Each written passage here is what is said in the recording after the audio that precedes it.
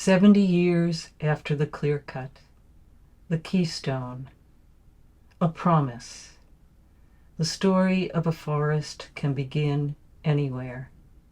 With the toothwort's first flower in February, with tectonic plates slamming against the Oregon coast 400 million years ago, with a bear peeling bark from a cedar, licking the sapwood, tasting the forest's sugar, with a springboard notch cut in 1950, still visible today in the stump of a 400-year-old fir, or with a promise to create a wildlife corridor from Cape Blanco to the Siskiyous and make the forest whole again.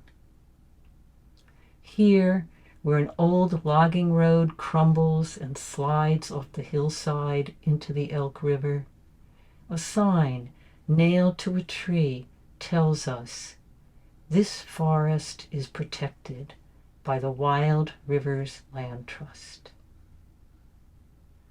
Love for a place begins with your body, the silk of willow leaves, the golden flash of a kinglet's crown, the pileated woodpecker's drum. Walk quietly and learn from this second growth forest what it means to be whole. The old forest logged and burned and left to heal itself. The new forest growing out of the old.